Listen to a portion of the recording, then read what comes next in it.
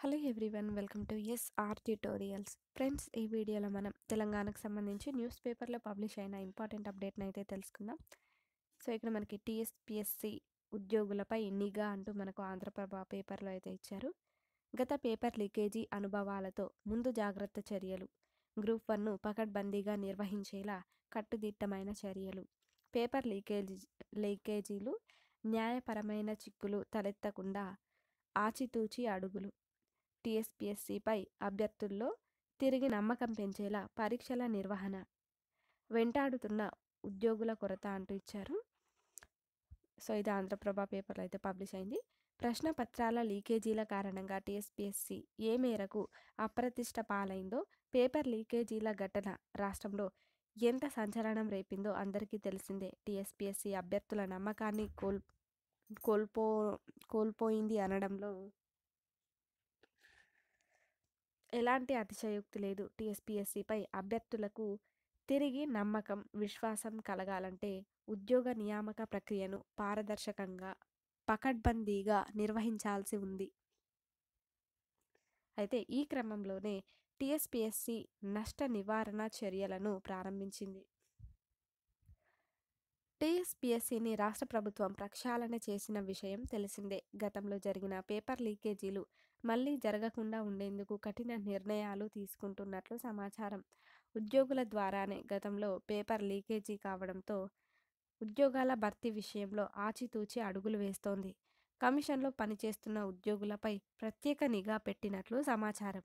ఈ నెల 19న గ్రూప్ 1 నోటిఫికేషన్ను టీఎస్పీఎస్సీ విడుదల చేసిన విషయం తెలిసిందే.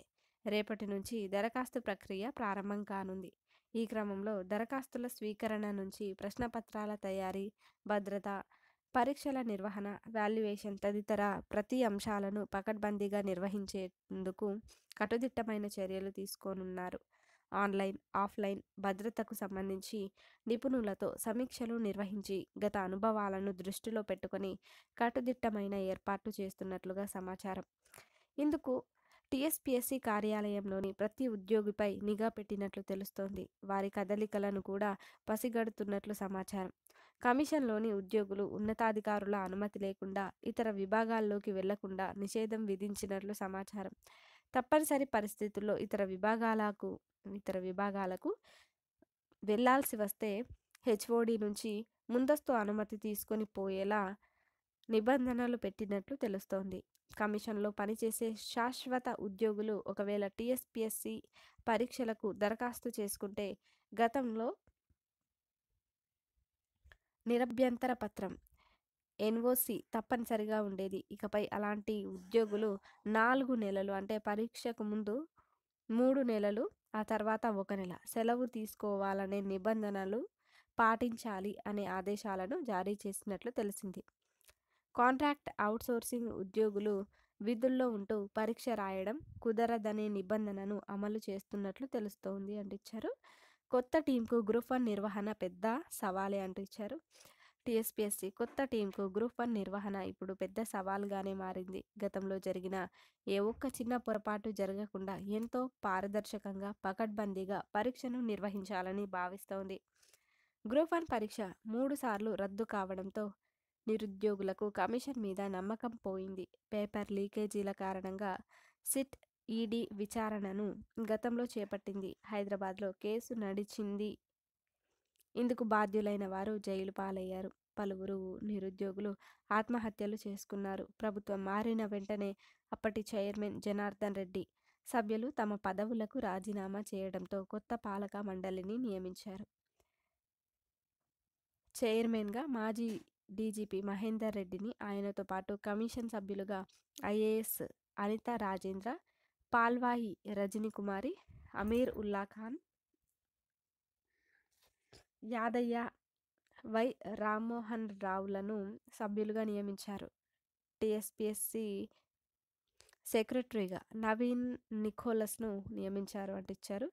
అదేవిధంగా కమిషన్లో ఉద్యోగుల కొరత అంటూ కూడా తెలిపారు. ప్రభుత్వ ఉద్యోగాల భర్తీలో కీలకంగా వ్యవహరించే టీఎస్పీఎస్సీలో ఉద్యోగాల కొరత ఉంది. ఉండవలసిన దానికంటే తక్కువ మంది ఉద్యోగులు ఉండడంతో ఉన్నవారిపైన పనిభారం పడుతోంది. ఈ క్రమంలోనే ఉద్యోగాల భర్తీ ప్రక్రియలో జాప్యం జరుగుతోంది. యూపీఎస్సీ తరహాలో ఉద్యోగుల సంఖ్య పెంచాలని కొన్నేళ్లుగా ప్రభుత్వానికి విజ్ఞప్తి చేస్తూ వస్తోంది. టీఎస్పీఎస్సీగా ఏర్పాటైనప్పుడు 127 మంది ఉద్యోగులు మాత్రమే ఉన్నారు. ప్రశ్నపత్రాల లీకేజీ అనంతరం పూర్తి స్థాయిలో అదనపు సిబ్బందిని నియమించలేకపోయింది. ఉద్యోగాల భర్తీ ప్రక్రియను పకడ్బందీగా నిర్వహించేందుకు కనీసం 340 మంది వరకు సిబ్బంది అవసరమని గతంలోనే ప్రభుత్వానికి కమిషన్ నివేదిక ఇచ్చింది. అయితే గత ప్రభుత్వం మాత్రం 38 పోస్టులు మాత్రమే మంజూరు చేయడంతో టీఎస్పీఎస్సీలో ఉద్యోగుల సంఖ్య 164కి చేరింది. విభజన ప్రక్రియలో బదిలీ అయిన సిబ్బందిలో 30 మంది వరకు పదవీ విరమణ చేశారు. ముఖ్యమైన విభాగాల్లో ఉద్యోగుల కొరత తీవ్రంగా ఉండడంతో ఇద్దరు ముగ్గురు చేసే పని ఒకరిపైనే పడుతుంది అంటూ సో ఈ విధంగా అయితే ఇచ్చారనమాట. టీఎస్పీఎస్సీ ఉద్యోగులపై నిఘా అంటూ ఈ విధంగా అయితే రావడం జరిగింది.